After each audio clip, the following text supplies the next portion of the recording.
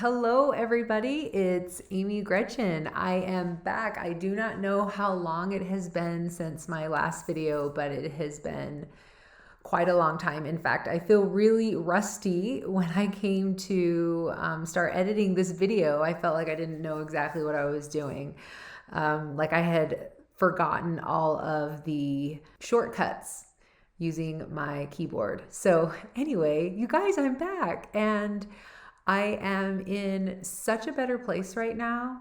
So I'm super happy to be here and to be able to share content with you guys. But I will be rolling it out a little on the slow side because if you are following me on Instagram, you probably saw that I moved back home to Utah, which I think is probably a really the reason why I am doing so well right now. I was happy to leave. I was sad to leave. There's a lot that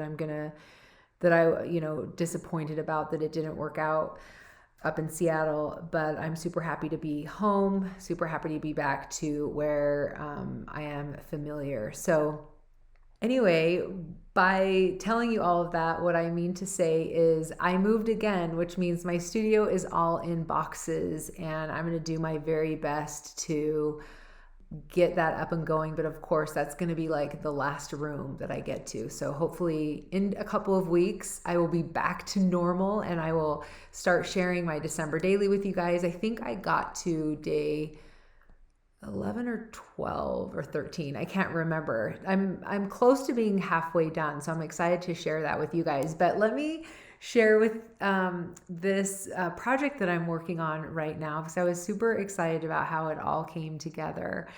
So I am using Ali Edwards' Stories by the Month kit. This is the February kit, so you can tell that it's got all the February colors, which I'm just such a huge fan of Valentine's. And I don't know if it's because my birthday is in February, but I love pinks, reds. I love the colors in this kit. I loved the white words, these wood veneer words. They're a little bit thicker, but I loved they were painted white already for you. I just was thrilled about this kit when I got it in the mail, super happy about it. And of course, the story that I'm telling here is about my daughter when she got married. She got married in December, like a few days before Christmas. So it was such a crazy time, but it was such a magical day. I can't even tell you how it exceeded all of my expectations. And it was so beautiful. So I was happy to kind of just tell this brief little story about just moments before she actually got married. So the size of the paper that I'm using is an 8.5 by 11, and I decided to do it horizontal because I knew that I wanted to add it into my project life. So this is actually going to go with my project life during that week in December. And I have to admit that I am really struggling with my printers. I've lost two. By lost, I mean like they have broken in the last couple of months. And so I haven't been able to print out a full-size photo, and I've been really dependent on my Epson PM 400. And it's awesome that I learned from Carrie Bradford that you don't just need to stop at a 4x6 or a 5x7. You can only do 4 inches or 5 inches across, but you can do the length. You can go as far as you want.